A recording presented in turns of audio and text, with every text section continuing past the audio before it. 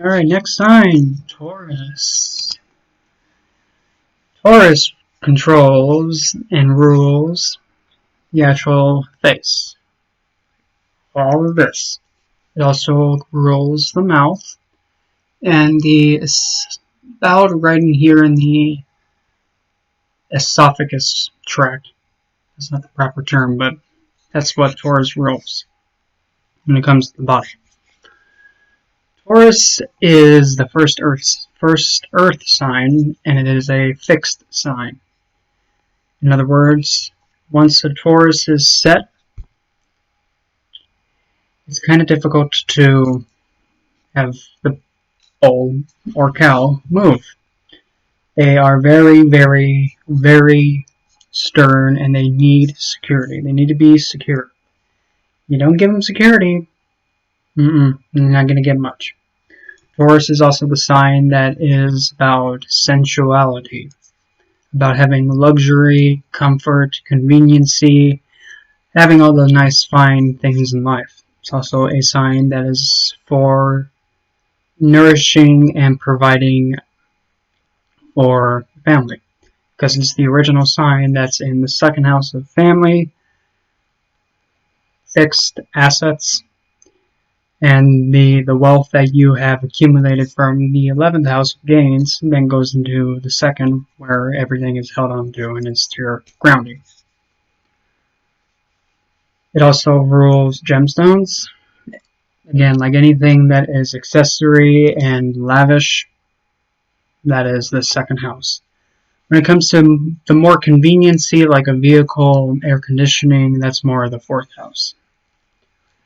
And the planet that owns this, obviously, is Venus. And depending on where you see where Taurus is placed, depending on like what your ascendant sign is, wherever Taurus is, that spot is pretty much attributing to your face and your esophagus tract, if that makes sense. So, primarily a Taurus wants the security. They need to have that sense of like, okay, I'm secure, I have everything I need, and I can do what I need to do, and I don't have to worry about I'm fixed, but I'm comfortable, and I got all the stuff to make me feel fierce. Taurus is the exaltation point, but at the same time, it's also the Multragone, meaning that's the sign where it's the most comfortable for the moon. The moon owns Cancer, but she doesn't consider Cancer her most comfy spot. She likes being in Taurus. You have the planet that's all unstable, and now you're putting her in Taurus where it's just like, okay, wibbly wobbly, sit. So now she's grounded, and now she's not going. So she's grounded, and just put it this way. The moon is the mother figure. You're taking the mother figure, and then you're putting her in a home setting where there's everything that she can possibly think of, and she's secure. She has everything she needs to caretake to the family, the home, everything. She has everything she needs, and she's secure and grounded. She doesn't have to worry about anything. She's grounded. She's not going to be unstable. And usually people that have a Taurus moon talk about having a lot of creativity, especially if they land in a Rohini, which is a Zodiac sign nakshatra placement. And the other, well, it's not really a planet, but it's still a Graha, though.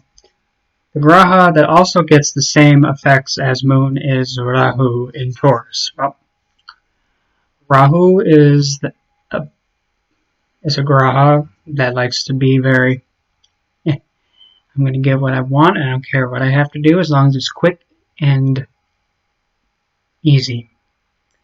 If I had to push someone off a cliff, I will. That's how Rahu is. If he can get what he wants quick, fast, and as bang as possible, he'll go for it. In Taurus, his goal and his focus goes towards gaining the lavish stuff. And he is in a sign that's very, very secure. So he's really grounded, He's able to know what goals he wants to grab, but go at him in a way that is being able to think properly to get the most gain and accumulate the most to hold on to. But now, say if you had it reversed, be quite a challenge with that one. But then again, it depends on the placement, conjunction, aspect, and the whoop-de-woo and all that. But usually, also another thing with Taurus, the easiest way to somewhat kind of understand them better is to kind of give them a sense of unique beauty towards them and appreciate how grounded they are and how more down to earth and just trying to just enjoy the lavish side of life. Because if you're trying to be too pessimistic, they're just gonna not have it.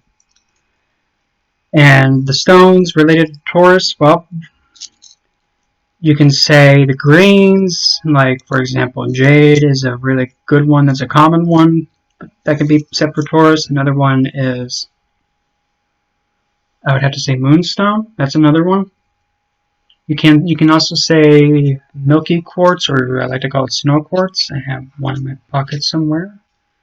Just right here. That's the snow quartz because, well, milky quartz looks like it's dried milk. No, not really, but what does a cow have? Milk. And Taurus is a female bull, or it's a bull, but the female is a cow. So you get the idea. And really, that's pretty much what I got with Taurus. And wherever Taurus is placed, that's where you find them. That's where you kind of want to enjoy the sensuality of that placement. So, say for example, if you have a Taurus ascendant, your physical body and your mind is all about your facial appearance to the world. You want to make sure that you're secure, grounded, and able to live the most lavish lifestyle possible. And also depending on the nakshatra placement, but that is later on down the road. So, this was the sign of Taurus. The next sign I'm going to do is obviously Gemini. And I'll be putting up also, I'm going to start, because since I'm really doing one video a day, I can do a lot more. I'm going to kick it up a notch. I'm going to start doing the grahas, but I'm not going to say which one's coming first and what order I'm going in. I'm just going to be all like, okay, today we're going to do this one and this one. So, this was Taurus.